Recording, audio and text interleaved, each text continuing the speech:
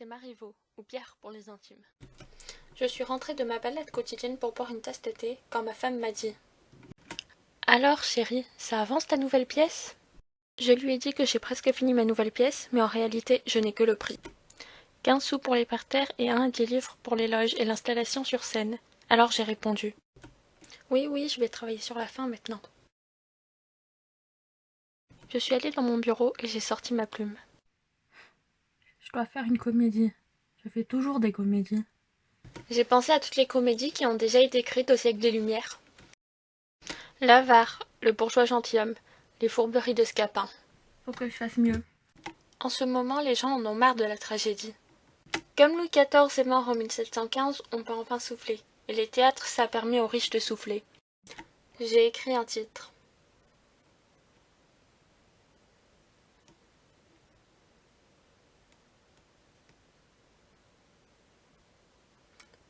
Je l'ai barré.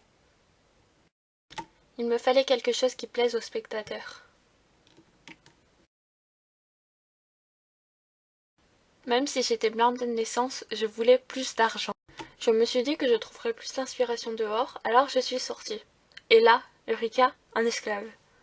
Espèce de calibourdion, t'es qu'un appâteur de qui? Bouhouhouhouhou.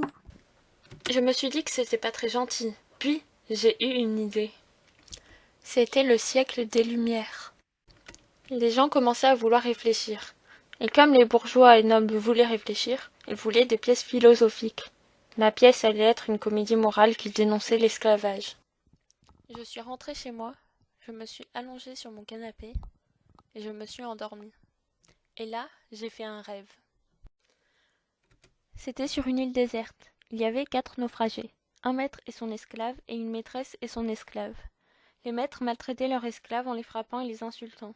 Puis, un homme est arrivé en leur informant que l'île appartenait à d'anciens esclaves libérés, et pour faire comprendre aux maîtres le mal qu'ils faisaient, il transformait tous les maîtres en esclaves et tous les esclaves en maîtres.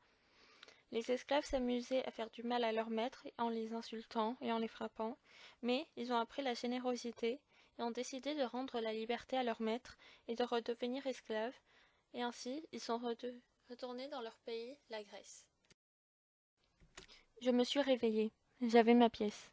J'ai décidé d'appeler l'homme Trivelin, les esclaves Arlequin et Cléantis et les maîtres Iphicrate et Euphrosine. Je me suis inspirée des personnages de la Commedia dell'arte, comme j'écris pour une troupe italienne qui joue principalement la Commedia dell'arte. D'ailleurs, c'est grâce à eux que j'ai autant de succès. J'ai écrit pendant 12 heures, puis j'ai montré ma pièce à ma femme. « C'est ma pièce ?» Elle m'a demandé. « C'est bien ? Comment elle s'appelle ?»« L'île des esclaves. » Elle a été jouée le lundi 5 mars 1725 à l'hôtel de Bourgogne par les comédiens italiens.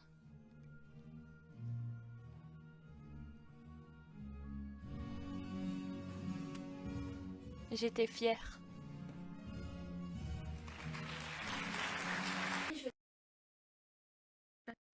Bref, j'ai écrit une pièce.